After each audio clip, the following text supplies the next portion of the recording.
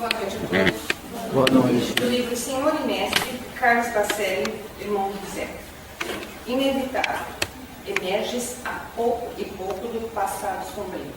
Debates-te contra o visco das paixões que te prendem. Atravessas o estreito desfiladeiro em que há muito vagueiras.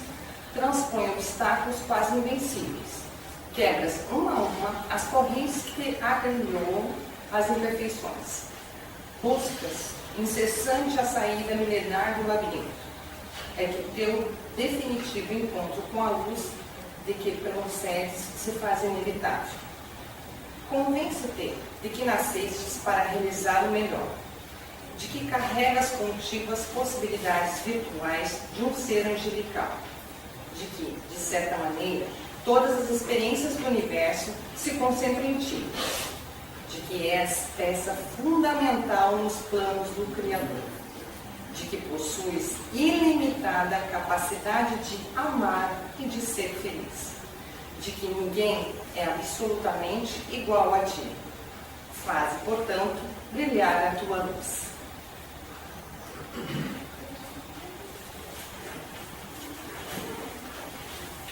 Bom, para que possamos entrar em sintonia, pedimos a todos que possam cerrar os seus olhos físicos, mas com o espírito aberto, que possamos encontrar a figura do estimado Mestre Jesus e que na paz dele possamos vibrar com os mentores da casa, para que hoje possamos ter uma boa palestra e que possamos absorver tudo dessa palestra, que possamos levar todos esses ensinamentos para a nossa casa, para o nosso lar, para com a nossa família, nosso trabalho, vizinhos e amigos.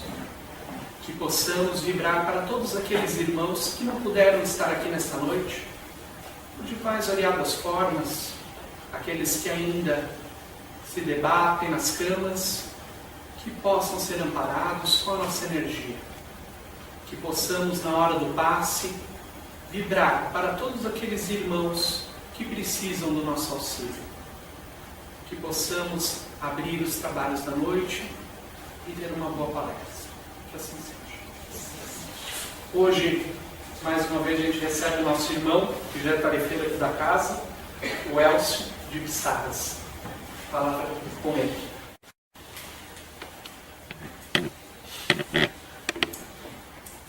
Mais uma vez, boa noite a todos. Muita alegria, felicidade a gente estar aqui de novo, revendo a nossa família espiritual, né? Já não chamamos nem de irmão, de família, né? Isso é muito importante, muito gostoso. E como eu sempre digo, a gente vem conversar, né? Quem somos nós para trazer uma palestra, né? Mas vamos lá, vamos seguir as inspirações. A gente escolheu um tema hoje, tudo vem meio na hora. Esse tema a gente vem trabalhando. Eu tive sábado em Joinville, Guaramirim, todas as duas URIs aqui a gente vem trabalhando. E quando a gente fala em destinação da Terra, é um tema atual. Afinal, se a gente for conversar com as pessoas na nossa sociedade, em cada cidade, enfim, as pessoas que convivem conosco, todas vão estar preocupadas com o nosso planeta. Há muitos anos atrás a gente já trazia notícias, olha, se não economizar água vai dificultar, se continuar jogando lixo vai dificultar, se continuar aumentando o índice de criminalidade, disso, daquilo, de roubos e tantas coisas, vai dificultar. Mas é exatamente isso que vem acontecendo, né? O homem espera muitas vezes chegar na fase crítica para tomar iniciativa, para mudar. Opa, eu tenho que mudar. Mas quando não dá, mais. E nós, como cristãos espíritas, nós temos que prever isso. A diferença nossa é essa. Nós temos que estar pensando mais na frente. Quem nos ensinou isso? Jesus. Enquanto as pessoas todas pensavam ali no terra, no que comer amanhã, hoje até, o Jesus já estava pensando pensando, e vós, e acontecerá, e tudo isso, os mansos possuirão a terra. E a gente ficava pensando, mas quem são os mansos? Será que são os miseráveis? Então a gente fica analisando, puxa, destinação da terra.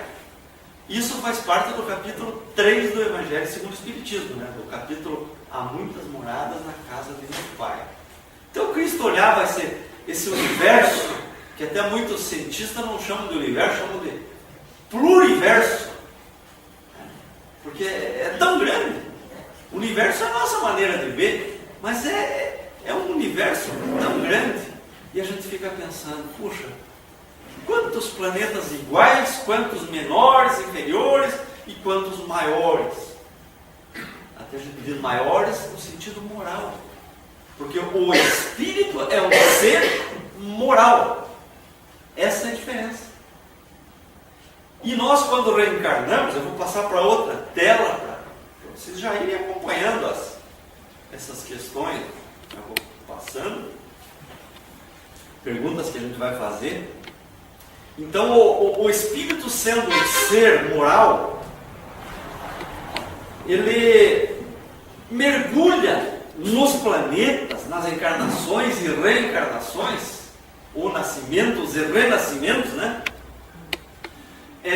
Com o objetivo não de buscar felicidade, alegria, ou umas férias aqui na Terra, porque tem gente que pensa que está de férias, não é verdade? Muitos pensam que estão de férias aí. Mas qualquer probleminha, mas não é assim, onde é que está Deus?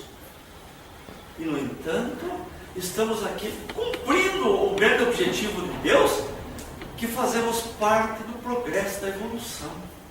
E mergulhamos no planeta Terra, como é o nosso caso, não para ser feliz, pelo contrário, até para ser infeliz.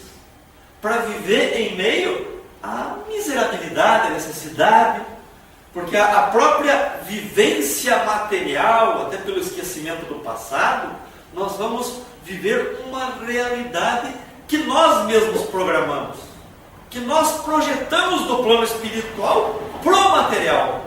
Mas o que acontece quando estamos aqui? Esquecemos, até nos aproveitamos. Muitos reclamam por que esquece, mas o esquecimento é providencial para nós. Por quê? Porque muitas vezes esquecemos que somos espíritos, que vivemos em tantos planetas, conforme a nossa necessidade, como alunos nas salas de aula ou nas escolas. E que, ao invés de estudarmos, aprendermos, melhorarmos a nossa condição de vida, nossa e das outras pessoas também, nós esquecemos disso e passamos às vezes a cultivar o nosso ego, a nossa vida material, cuidando às vezes só do corpo que perece. E esse alerta, inclusive, quem deu foi Jesus, para nós cuidarmos dos verdadeiros tesouros, daquele que nós levamos, daquele que continua conosco. Mas o homem, vamos fazer uma pergunta agora, e agora já está dentro daquela pergunta lá. É aceitável que na Terra haja tanta maldade? E agora eu pergunto, nós levamos que tesouro para a vida espiritual? No retorno para a vida espiritual? Muito pouco tesouro. Muito pouco daquilo que a ferrugem ou a traça não ataque. Nós, inclusive, contaminamos a nós mesmos como espíritos. E mais uma vez Jesus, quando ele diz lá, ama a Deus sobre tudo, ao próximo como a você mesmo. Ele amarrou isso. Agora, se nós não pensarmos e não agirmos dessa forma, nós estamos nos amando? De forma alguma. Não estamos nos amando. Não estamos preparando a nossa bagagem para essa grande viagem que todo mundo faz. Outro dia teve um expositor lá na Penha e ele fez até um simbolismo, colocou até uma cidade, até o tipo de bagagem. Ele se se fixou nessa parte. E é interessante. Se eu for para a Alemanha, para a Índia, para a Sibéria, gente, se eu for para a Sibéria, o que eu tenho que levar? Camisetinha? Não. Lá é casaco mesmo, né? Pele, frio. No plano espiritual. Não vamos dizer mundo espiritual, vamos tirar essa ideia, né? Mundo é tudo é um mundo só. Plano espiritual. O que nós vamos utilizar lá? Vamos fazer esse pensamento? Daquilo que nós alimentamos a nossa vida material? Nosso orgulho, nosso egoísmo, as coisas. Alexandre o Grande já dizia muito isso. Quando eu morrer, me levem no caixão com as mãos para fora e uma equipe dos melhores médiuns do meu reinado atrás. Por que isso? Para mostrar que não leva joias nenhuma. Né? As mãos vão limpas. O caixão não tem gaveta, né? Não tem se dizer. E que ninguém, médico nenhum, devolve a vida. Isso é um atributo de Deus. E nós vivemos dentro das leis naturais da vida. Tudo que acontece, se estabelece na vida, está dentro das leis de Deus. E nós achamos que Deus está longe. Então vamos lá, gente. O que levamos para a vida espiritual? A veste moral. Ele falou? Exatamente. O que é a túnica daquelas parábolas, né, que está no Evangelho? O que é a túnica? Você bota para fora. Não está com a túnica nupcial. Quer dizer, não está revestido da moralidade, do espírito cristão, do espírito divino, do reino de Deus dentro de nós. É isso. Agora, bom, só completando, só vamos dar uma pincelada nisso. O que nós levamos de verdade? Agora sim. Vícios, paixões. Isso é positivo para o espírito? Isso aumenta a densidade, quer dizer, nós vamos para os planos maiores, mais etéreos, a lei da física já está respondendo. Nos tornamos pesados. Onde é que vai um espírito pesado? Lá para cima? Não. Para baixo. E tem gente que me pergunta, Elcio, mas nós todos passamos pelos umbrais, porque tem gente que tem medo dos umbrais, né?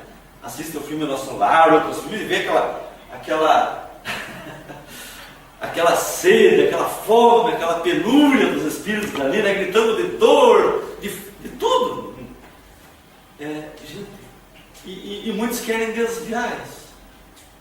Então, se nós aumentamos por nossa livre, espontânea vontade, né, sobrecarregamos nós como espíritos de vícios, aonde é que nós vamos satisfazer os nossos vícios? Nos umbrais, na terra. Encostando nas pessoas. Eu preciso de alimento, comida, eu tenho sede, eu tenho fome. Onde é que a gente vai? Porque o espírito, na verdade, não precisa nada disso. Mas nós nos carregamos disso. Então nós temos que, isso só para completar. Agora, voltando ali para a nossa vida. É aceitável que haja tanta maldade na terra? Se a gente vai falar de... Bom, eu já coloquei essa tela aqui para a gente já falar das duas na mesma vez, né? Porque o que a gente vê na Terra é exatamente aquilo ali, ó, aquilo que pesa para o espírito. Se o espírito é um ser moral, aquilo pesa. Tantas paixões grosseiras, porque, gente, amor, sentimento, isso é do espírito. Paixões é da vida corporal. E misérias, há tantas misérias. Enfermidades, que seria consequência também já na Terra. As enfermidades somos nós que criamos, gente. E depois ficamos peregrinando entre casas espíritas, buscando cura, e outras casas, e aonde for, médicos, terrenos espirituais, buscando cura. Mas sendo que a enfermidade é uma consequência do nosso estágio moral. Então, se nós melhorarmos, a grande mágica, o grande milagre está em transformarmos nós mesmos para melhor. Se eu me decidir sair daqui hoje, melhor. Se a partir de amanhã eu fizer como Santo Agostinho fez, né? Lá no século IV, gente. Santo Agostinho, a partir de hoje, no dia que ele despertou, Ele disse, a partir de agora, todo dia eu vou meditar sobre as minhas ações. Se eu prejudiquei alguém, se eu falei alguma coisa contra alguém, eu vou consertar e vou me esforçar para não fazer mais. Isso fez Santo Agostinho. E nós cristãos até hoje não aprendemos isso. Esse é o grande milagre. Quando eu fizer isso, vão me olhar de lá, olha, mais um filho curado. Esse está curado. Porque a partir de amanhã ele vai olhar tudo com os olhos do justo, do bom, do honesto, da felicidade. Porque esse já vai começar a viver felicidade aqui mesmo. Então felicidade não é exterior. Assim como a miséria, ela não começa no exterior. A miséria e a felicidade, veja, duas coisas meio opostas, começam dentro da gente. O dia que a pessoa baixa a cabeça e começa a viver triste e se isolar, esse precisa de tratamento. Esse a gente precisa abraçar ele todo dia. Escuta, vamos reerguer essa pessoa, que ele vai se tornar doente. Então começa dessa forma. E daí pode realmente eclodir enfermidades nas partes mais frágeis do nosso corpo. Enfermidades. E aí de repente a gente se torna espírita procurando cura. A cura existe? Existe em qualquer igreja. Qualquer igreja pode nos transformar. Eu vou lá e assisto uma bela chama-se palestra? Uma pregação. Uma pregação de um pastor, de um padre. Por que não? Tem tantas pessoas maravilhosas. Em todas as religiões. Eu vou lá e assisto e me tocou no coração. Opa, eu tenho que mudar. E mudei. Aí eu recebi a cura lá. Não foi lá. Foi aqui. Eu preparei o campo. É que nem eu tenho uma semente. Eu tenho uma semente. Aonde eu plantar, que seja terra boa, né? Ela vai crescer e frutificar. E aí eu vou dizer, olha, aquele terreno lá é milagroso. Olha aquela árvore, aquela macieira, aquela pé de amora, o que for, dando tantos frutos. Como Jesus, né? Jesus utilizou da figueira. Um exemplo. E de repente não foi o terreno, foi as minhas mãos que levaram a semente e semearam. Aí vai depender, claro, de todas as condições. Então, meus irmãos, a gente diria assim que a miséria, prosseguindo, meu Deus, quanto texto, é alguma coisa do Evangelho, mas o importante é o que está eu ia dizer em negrito, está em amarelito. Então, a gente poderia dizer que a miséria, ela é uma causa ou um efeito? Nós sabemos que existe a lei de causa e efeito, de ação e de reação. Até muitos dizem, hoje eu vi um estudo até na TV Mundo Maior, que quando a gente fala em ação e reação é coisa rápida, que nem bater uma bola na parede e a bola já volta para você. Mas a lei de causa e efeito, ela é mais lenta, mais demorada. Então, é como a semente. Eu plantei aquela semente, cuidei da terra. Não vai ser amanhã que eu já vou colher, né? Porque tem gente que às vezes é tão afobado, ansioso, que ele começa a ir todo dia lá ver se cresceu. E daí até parece que cresce menos, né? Vocês já fizeram alguma coisa assim? Se ficar preocupado, eu fiz um bolo, tem que esperar meia hora para botar no forno, depois mais meia hora para assar. Parece que leva toda a vida, né? Então, às vezes é mais ou menos assim. Então, esse efeito, muitas vezes, ele é tardio, mas ele vem. Pode ser até na outra encarnação, mas ele volta. E além de que o sofrimento vai ser sentido no estágio moral, no estágio espiritual. A gente vai ficar lá pensando, matutando, por que eu já não fiz? Por que eu já não melhorei aquilo? Por que eu deixei de fazer? Esse é o grande dilema hoje dos espíritas. É o grande dilema. Porque cada vez que a gente vem numa reunião de estudos, a gente sai com uma bagagemzinha a mais. Quer dizer, uma responsabilidadezinha a mais. E que está na nossa consciência.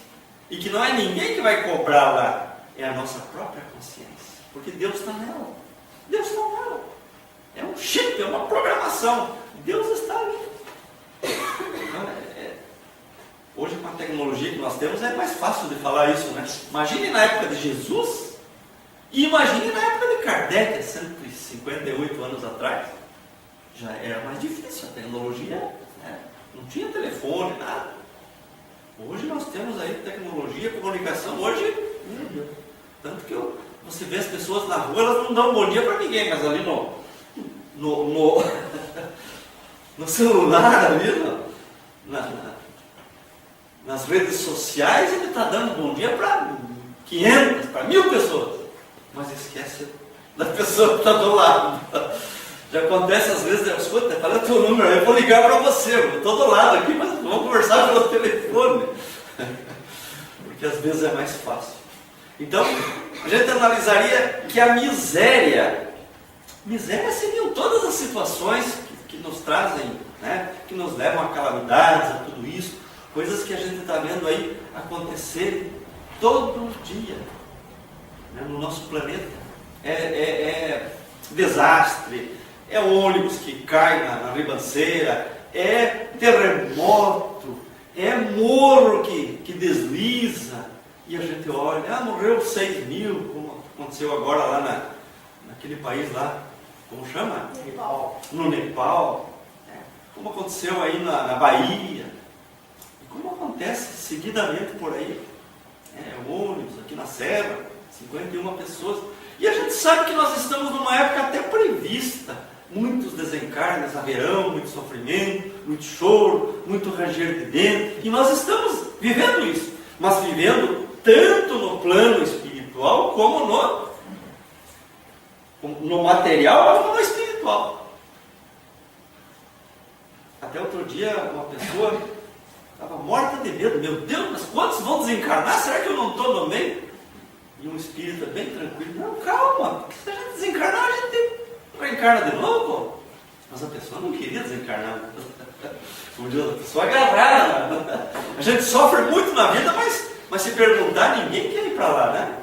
Ninguém quer retornar, meu Deus do céu. Apesar que tem uns que adiantam, né? A maioria adianta a volta sem querer. Sem querer. Então a miséria, ela é um efeito. Vejam a visão espírita. Para outros, pode ser castigo de Deus, pode ser azar. Tem gente que não acredita nisso? Tem, né? Azar, castigo de Deus e tantas coisas mais. Agora, casualidade, acaso, né? Por acaso, o meu carro derrapou, caiu fora e tal. Gente, acaso. É tudo efeito de alguma coisa. Ou eu estava correndo, andei muito na chuva, ou o pneu estava careca, alguma coisa. Alguma desatenção, alguma coisa. Mas sempre é efeito. Então nós temos que, na verdade, trabalhar nas causas. Então esse é o foco. No primeiro negrito ali, gente, que a espécie humana, bem coisa triste é. Ele foca aqui como o seguinte: o homem é triste, é danoso, é o causador de muitas misérias, porque tem as misérias voluntárias e involuntárias. Mas se a gente for ver, nós somos o grande causador. Mas por que São Paulo, com as represas gigantescas, não sei se vocês conhecem, está faltando água? Por que será? Mas foi lá na Amazônia o desmatamento. Mas, gente, há 50 anos que nós só estamos matando. Nunca nos preocupamos. Nunca ninguém estudou, nunca ninguém... Puxa vida.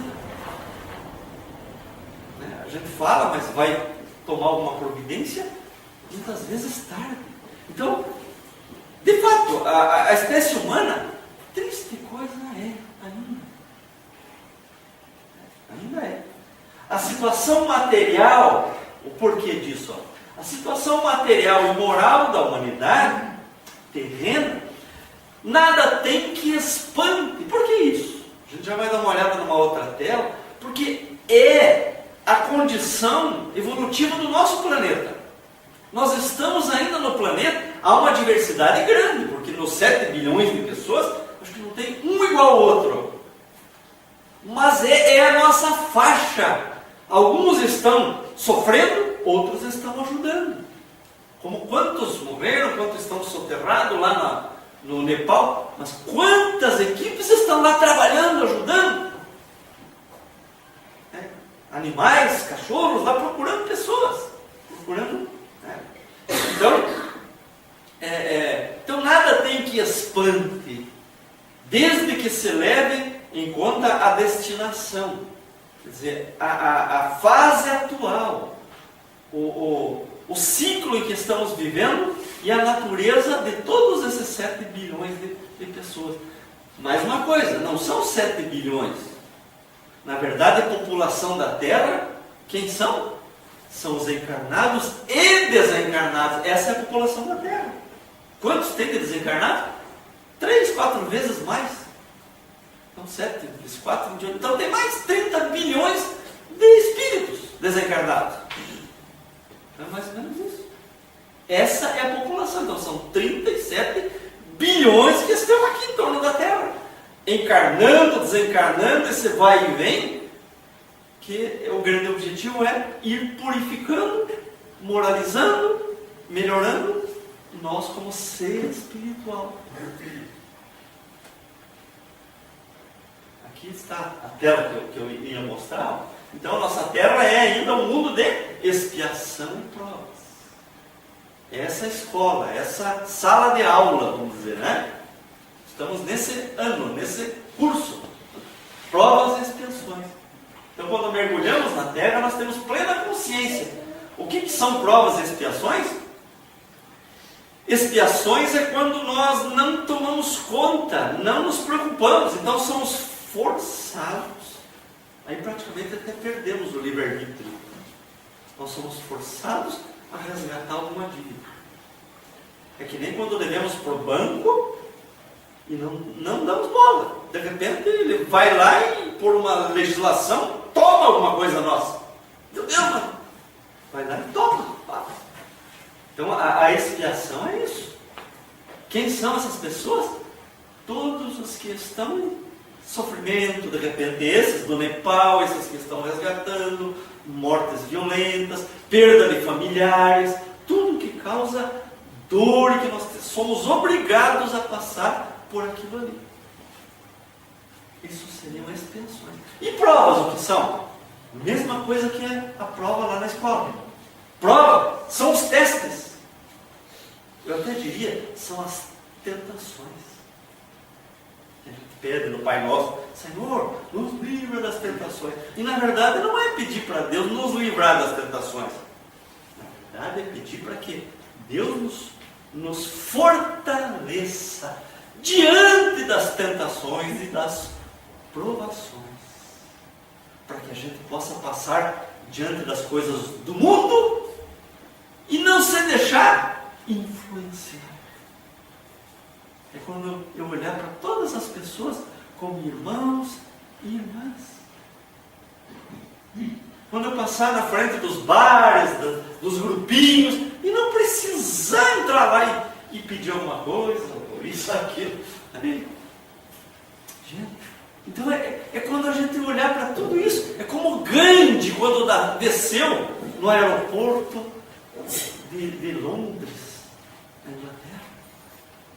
Gandhi desceu, a única coisa que ele tinha como patrimônio era a túnica, a sandália e uma escova de dente. Ele carregava, tá, a escovinha de dente, a túnica e tal. Desceu no aeroporto e começou a andar naquilo, porque aquilo tudo era um shopping gigantesco, e começou a olhar aquelas vitrines, joias, equipamentos, e ficar maravilhado, rindo para tudo aquilo.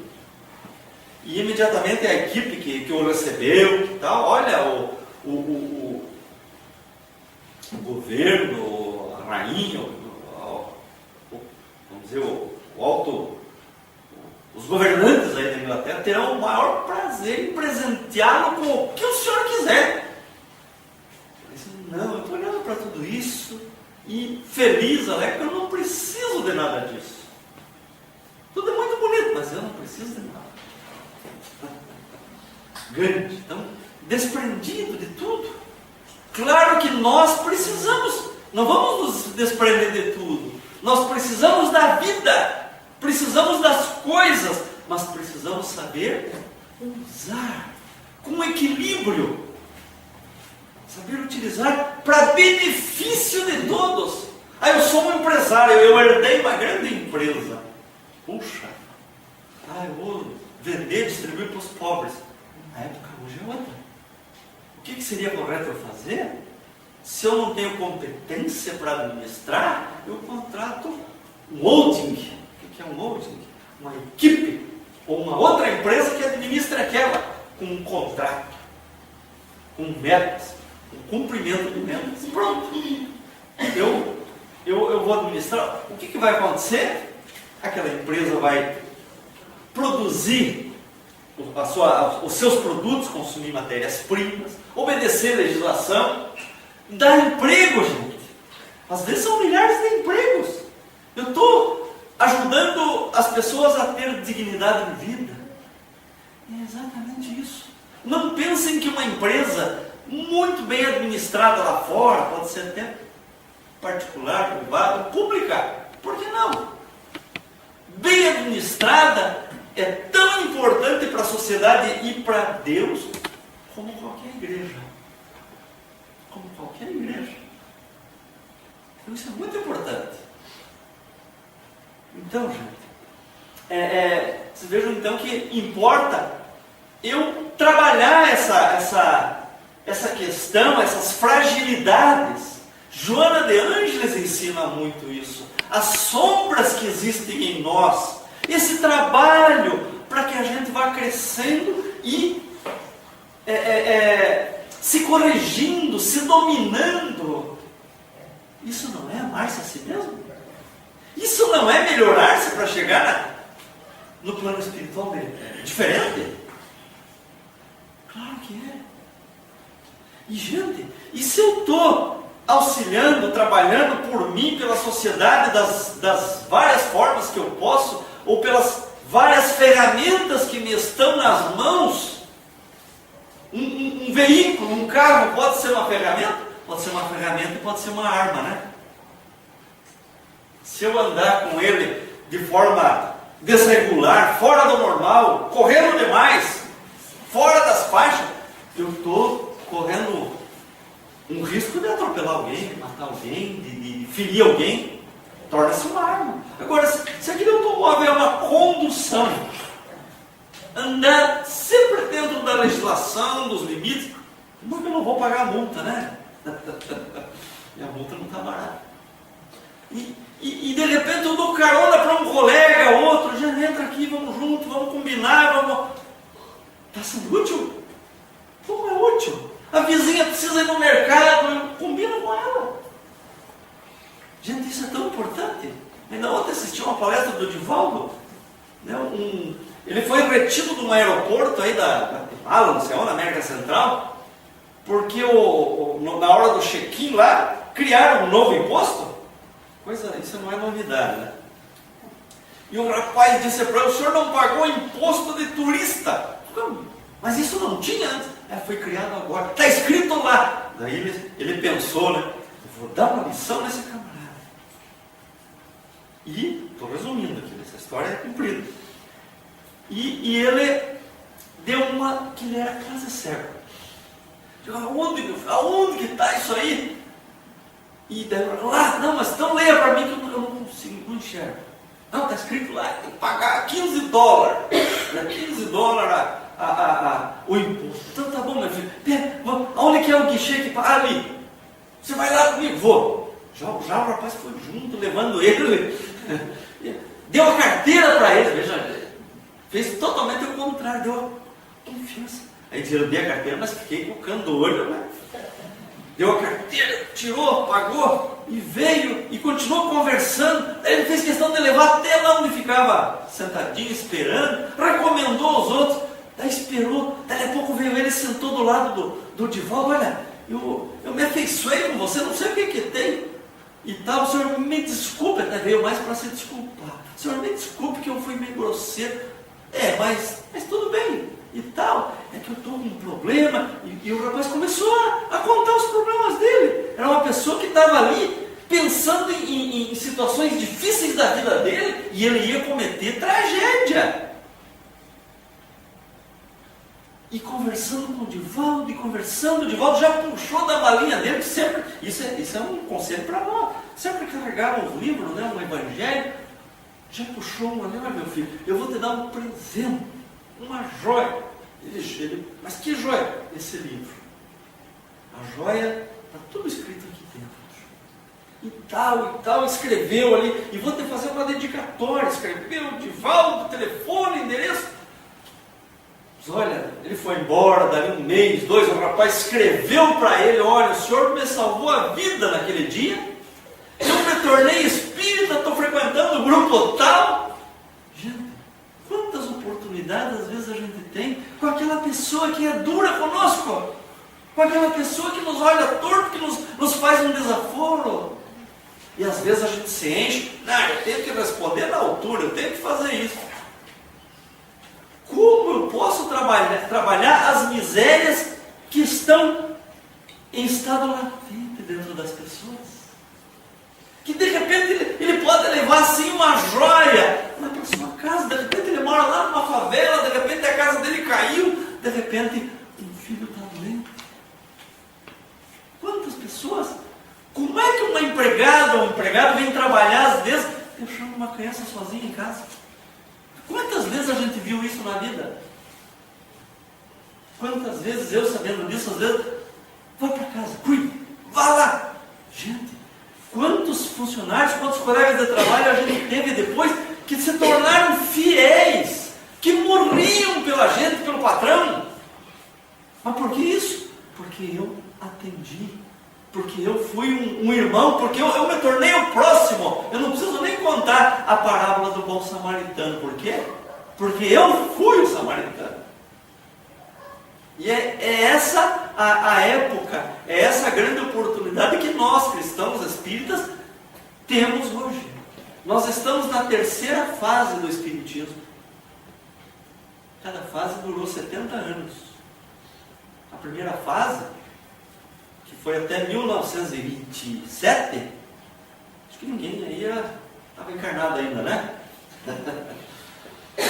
1927 foi a fase do provar que o espiritismo era o espiritismo, que era fato, que era verídico, que era verdade. Essa foi a primeira fase. Se a gente vê a dificuldade que teve Kardec, tantos antigos aí. Agora, a segunda fase foi de 1927 até 1997. Está começando a entrar na nossa fase. O que aconteceu até 97? A fase da doutrina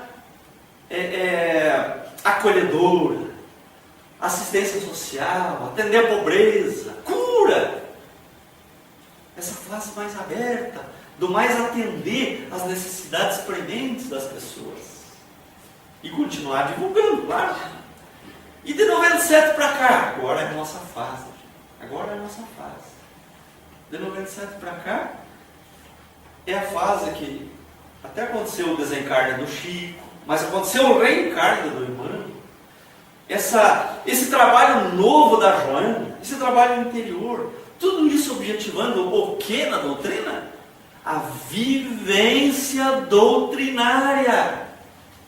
O exemplo, aquilo que nós falamos, a gente está vivendo.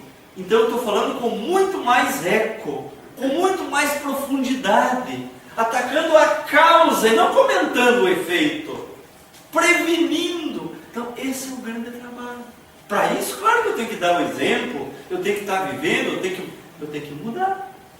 O espiritismo hoje não é a doutrina, a pregação entre 4 paredes. É 24 horas por dia. É com todas as pessoas que encontramos na sociedade. Afinal, provas e expiações não são dentro da casa espírita. Até, eu lembro, quando eu falo isso, eu lembro muito de mais uma parábola de Jesus. Um conto, né? Aquele que a pessoa chega na igreja e leva no altar e vai depositar a sua oferenda. O que o mestre diz? Porque até então eles achavam que Deus, o melhor agrado para Deus eram as oferendas. Né? Até por isso que está no Evangelho. Qual é o bem mais agradável a Deus? Né? O sacrifício mais agradável a Deus. E aí o mestre pediu, olha, então deixa essa tua oferenda, mas primeiro, antes de deixar a oferenda, volte e se reconcilie com o teu adversário enquanto estás a caminho. Aí eu faço uma pergunta para todos, e a maioria não sabe responder. Onde é que estão os nossos adversários? Porque às vezes, adversário, briga, guerra, não estamos mais nessa época. Gente, estamos sim. Onde é que estão os primeiros adversários? Família. Não combinamos nada. Na família. Não está dito que nós reencarnamos, combinamos, trazemos. E está exatamente dentro da família, porque nós estamos convivendo. Encarnação atrás de encarnação juntos. Uma hora nós traímos, na outra somos traídos, na outra ferimos, na outra, né, matamos, na outra somos mortos, até aprender aquele bip do Evangelho. Até aquele bip soar. O que é o bip? Benevolência, agir com benevolência, indulgência e perdão. Até aprender isso. Benevolência para com todos. Indulgência para com o próximo. Quer dizer, se coloca no lugar do próximo. Pensa como ele. E perdão. Perdão acima de tudo. Nunca se magoar com nada. Cuidar do teu interior. Porque quem mais sofre é quem não perdoa. Então é muito importante isso. E assim estamos nos preparando para vencer tudo isso. Então o que é a Terra? É tudo isso aqui. Ainda predomina o mal sobre o bem. Mas está próximos os dias em que isso aqui deve dar uma guinada. Mas nós temos que ajudar. De quem vai partir? Vai vir de cima a ordem? Vai chover? Essa situação nova? Não. Então não vai vir da chuva, nem do vento, nem de nada. Tem que vir, tem que brotar de nós. Essa mudança, essa transformação. Para construirmos a geração nova. O mundo novo. A boa nova, como Jesus falava. A água da vida, como Jesus falou para a mulher samaritana lá, né? A água da vida. A mulher veio no poço buscar água e encontrou Jesus. Pronto, não levou nem a água. E ainda Jesus mandou chamar toda a família e ficou 3 dias na casa deles. E eram samaritanos, onde um judeu não entrava. Então, gente, veja como esse despertamento é importante, né? Então, praticamente a gente já falou, né, nessa situação, né? Situação material, moral da humanidade terrena. Então, nada tem que expande. Então, a gente já colocou, né? Expiação, provação. Eu coloquei agora, 5 minutos antes de sair de casa, essa tela, né? Me veio na cabeça, fui lá e tal, na internet. Eu coloquei essa tela. Vocês conhecem a história dessa menina? Porque às vezes a gente vê tanta coisa triste, coisa alegre. Outro dia, agora acho que foi sábado, né? Liguei a TV ou a internet, nem me lembro, já vi uma notícia triste. Digo, meu Deus, aquela situação dos professores em Curitiba me deixou triste. Aí de repente, uma outra notícia que apareceu ali, de um motorista de ônibus em Joinville, me deixou alegre. Digo, opa, mas tem gente boa. Assistiram essa reportagem? Um motorista de Joinville foi premiado, até foi lá na Rede Globo e tal. E por que ele foi premiado? Pelo bem, pela atitude dele, pela maneira dele agir dentro do ônibus, em Joinville. E o nome dele? Allan Kardec.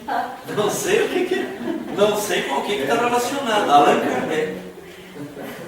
Ninguém perguntou religião, nada. Eu não sabia que era Allan Kardec em Joinville. Allan Kardec em Joinville. Agora eu morei 30 anos. Está sabendo agora.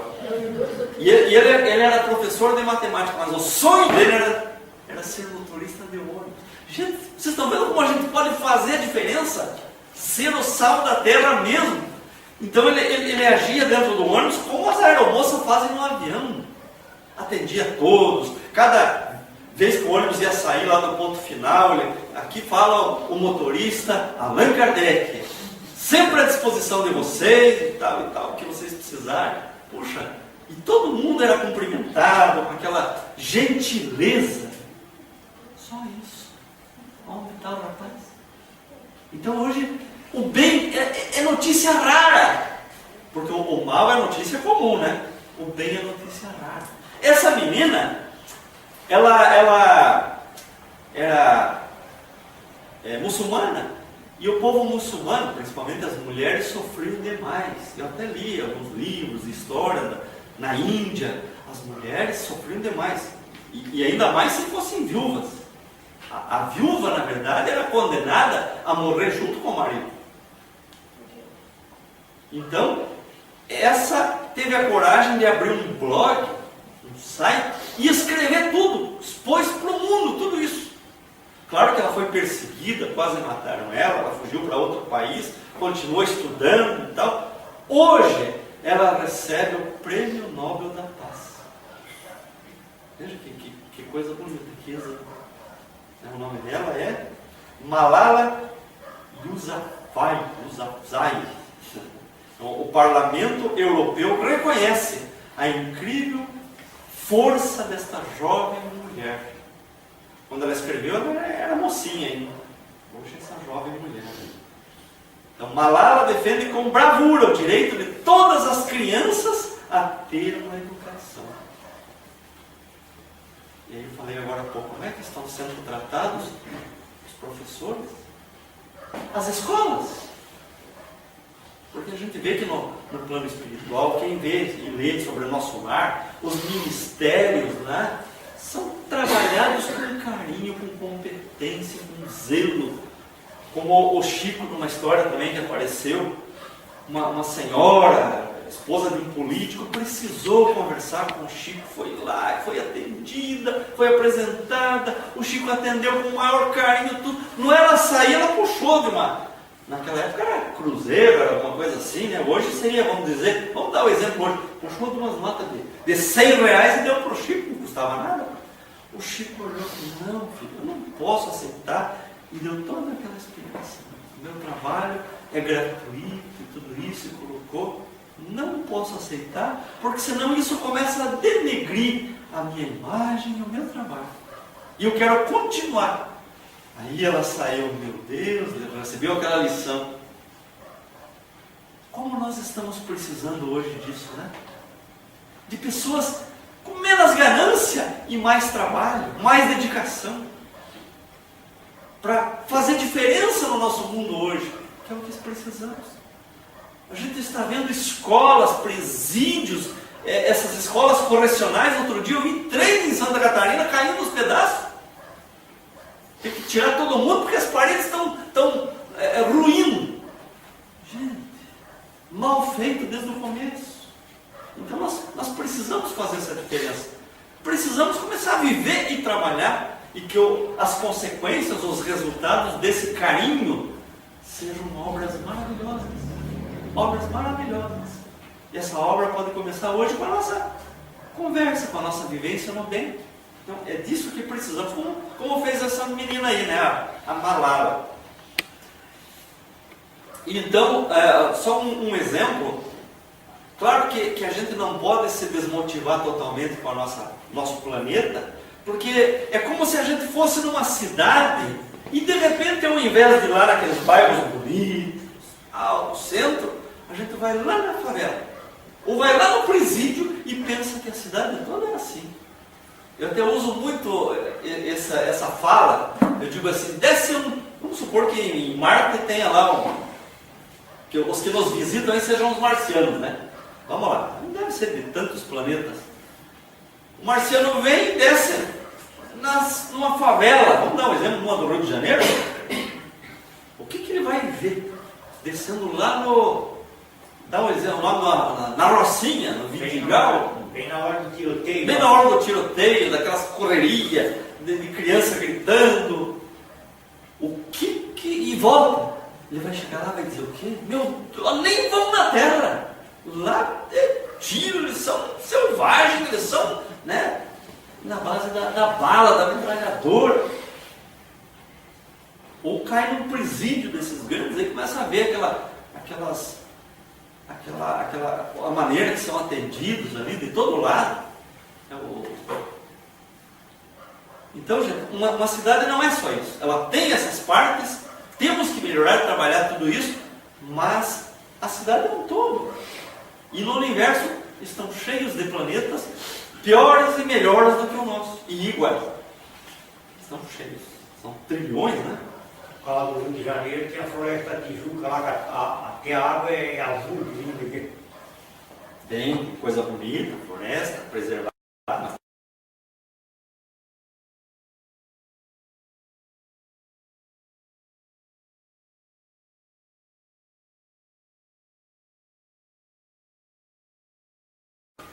Como é que a gente vê os hospitais hoje?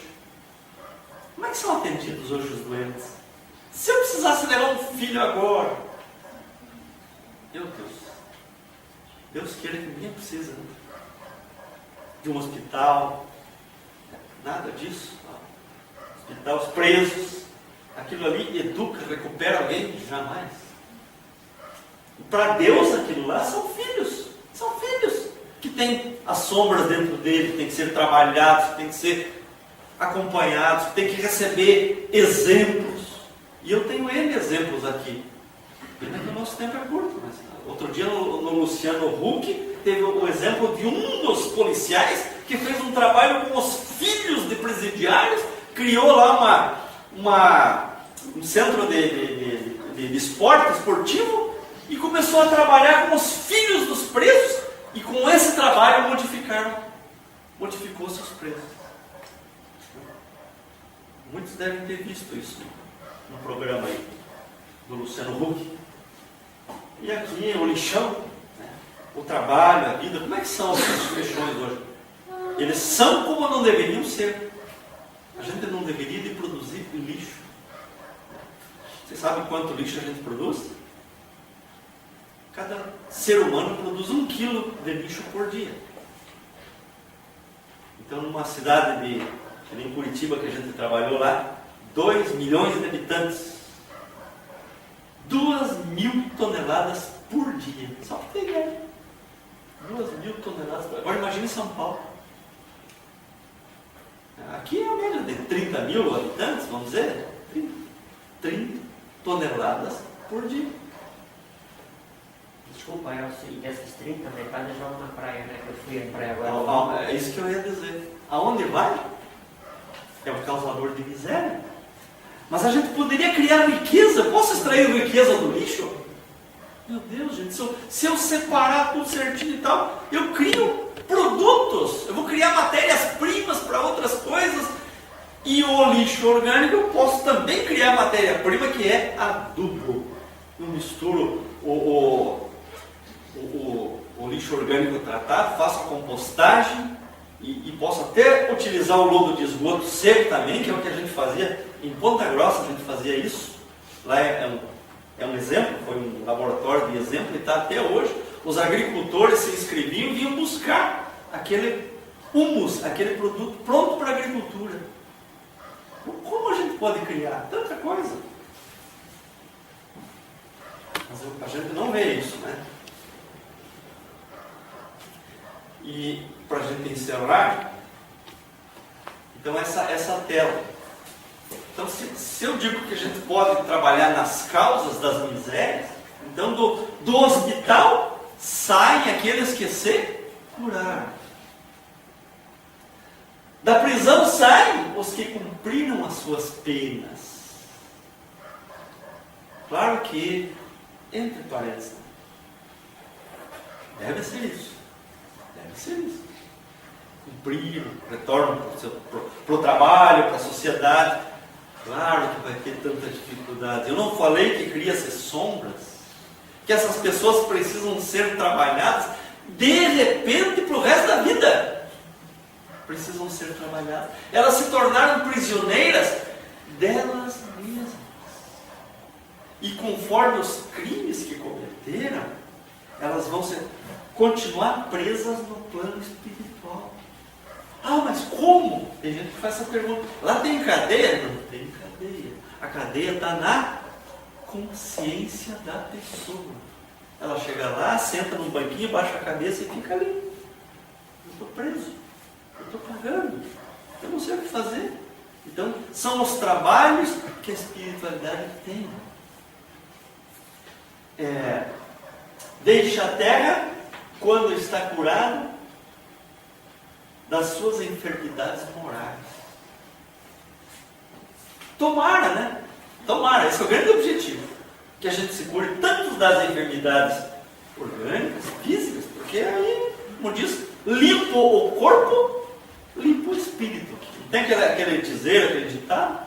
Menção e corporação. Quer dizer, menção e corporação. Esse é o grande trabalho nosso, meus irmãos, que nós temos que, eu falei que isso começou seguindo essas como é que eu digo, esses esclarecimentos espirituais, agora, vamos voltar o 2000, a mudança de milênio. Então é a era nova. Nós estamos vivendo aí já há 15 anos e vamos fazer uma maioridade que a partir dessa maioridade, com certeza, começa a se tornar um mundo novo. Vamos facilitar a vida de todos, né? Gente, eu agradeço a vocês, agradeço a Deus, a espiritualidade, por mais esse momento e que possam surgir muitos mais, né? Para a gente poder conversar, para a gente trocar essas ideias. Obrigado.